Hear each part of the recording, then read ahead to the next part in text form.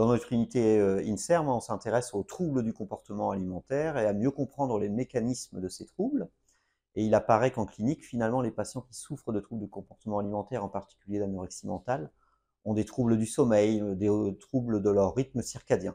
Et donc, on a voulu aller voir dans un modèle préclinique qui mime l'anorexie mentale, si finalement tous les gènes qui contrôlent notre horloge biologique interne étaient modifiés dans ce modèle chez la souris mâle et chez la souris femelle. Colin, étudiant en thèse sous ma direction et sous la direction également de Najat Achamra, qui est également professeur de nutrition, eh bien, a réalisé tout un tas d'expérimentations pour aller voir justement ces gènes qui contrôlent notre horloge biologique dans différents tissus, au niveau central dans notre cerveau, mais également dans des tissus plus périphériques.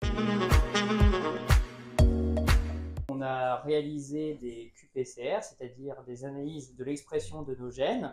Donc vous avez dû en entendre parler comme pour le Covid.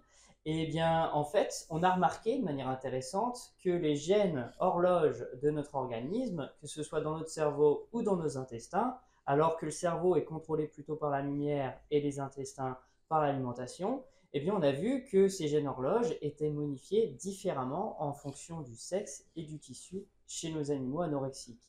Et plus pertinent, le microbiote intestinal, lui aussi, était différent entre les femelles et les mâles par rapport à ce rythme circadien. Les femelles, du coup, ont une expression de ces gènes beaucoup plus atteinte au niveau de l'hypothalamus, centre de contrôle de la balance énergétique.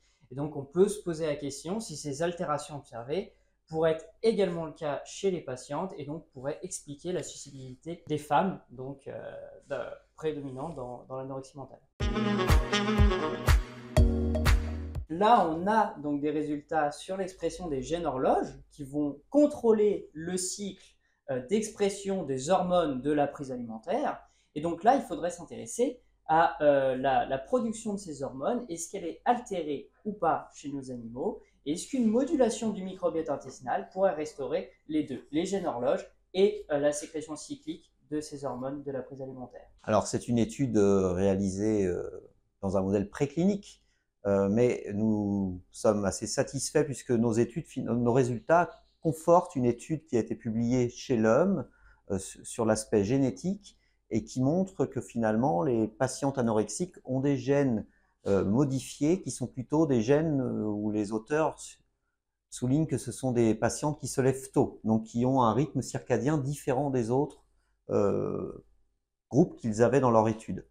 Donc ça nous conforte dans nos résultats d'aller plus loin et aussi d'aller voir dans les autres formes de troubles du comportement alimentaire, hein, puisqu'il y a bien sûr l'anorexie mentale, donc là comme nous l'avons réalisé, mais il y a également la boulimie et puis il y a l'hyperphagie compulsive. Et on est en train de mettre en place actuellement un modèle au sein de notre laboratoire d'hyperphagie compulsive.